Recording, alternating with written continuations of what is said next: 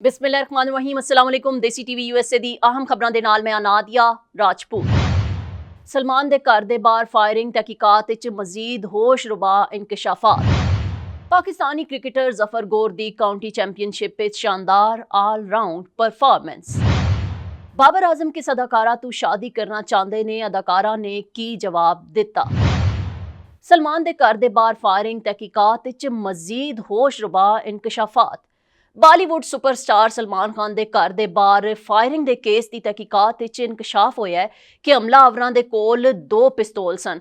उन्हां नूं आधा राउंड चलाण दे अहकामात मिले सन। सलमान खान दे मुंबई दे इलाके बांद्रा विच वाक़े गैलेक्सी अपार्टमेंट्स दे बाहर 14 अप्रैल नूं फायरिंग दा वाक़या पेश आया सी।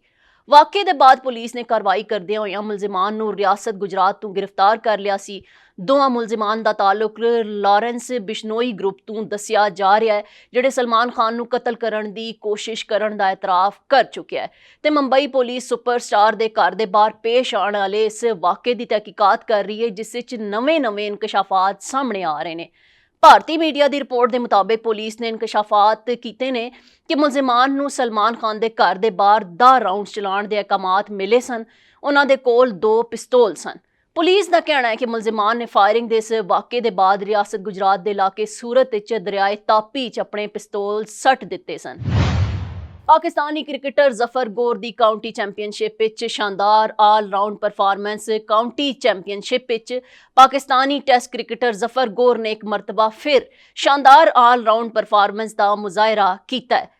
ग्लॉस्टर शायर की नुमाइंदगी करदे होइयां जफर गोर ने एक इनिंग 5 विकटां हासिल कीतियां। जफर गोर ने पहली इनिंग 60 ते दूजी इनिंग 52 रन्स भी स्कोर किए। ख्याल रवे कि जफर गोर पाकिस्तान की जानिब तो एक टेस्ट मैच खेड चुके ने। बाबर आजम किस अदाकारा तू शादी करना चाहते ने, अदाकारा ने की जवाब दिता। पाकिस्तानी ड्रामा इंडस्ट्री की खूबरू अदाकारा नाजिश जहांगीर दा कौमी क्रिकेट टीम के कप्तान बाबर आजम तू शादी तो मुतलिक सवाल ते जवाब वायरल हो गया। हाल च नाजिश जहांगीर ने photo and video sharing app Instagram की स्टोरी अपने मदावां लई सवालो जवाब का एक सैशन रखिया, जिस मदावां ने अदाकारा तू दिलचस्प सवाल किए। सवालो जवाब के सैशन के दौरान एक मदाह ने नाजिश जहांगीर तो पूछा कि अगर तुहानू पाकिस्तानी टीम के कप्तान बाबर आजम शादी की पेशकश करन ते तुहाडा की जवाब होएगा। मदाह के सवाल के जवाब नाजिश जहांगीर ने कहा कि मैं माजरत ही करांगी।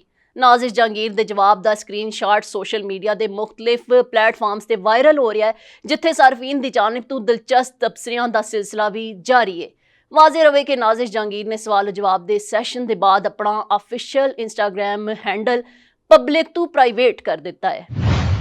देसी टीवी यूएसए तो फिल वक्त इतना ही। मजीद खबरां ते अपडेट्स लई वेखदे रहो देसी टीवी यूएसए, DTV NN ते साडा OTT प्लेटफॉर्म DTV फ्लिक्स, जिथे 3000 तो ज़ायद चैनल्स नूं वेख्या जा सकता है।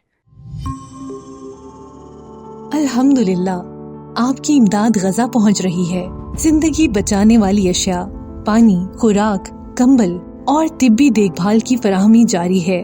अहम इमदादी अशिया मुसीबत ज़दा लोगों तक पहुंचाना जारी रखने में हमारी मदद करें। हेल्पिंग हैंड यूएसए की इंसानी इमदादी कोशिशों में शामिल हो जाइए। अतियात के लिए QR कोड स्कैन करें या स्क्रीन पर दिखाई गई वेबसाइट विजिट करें।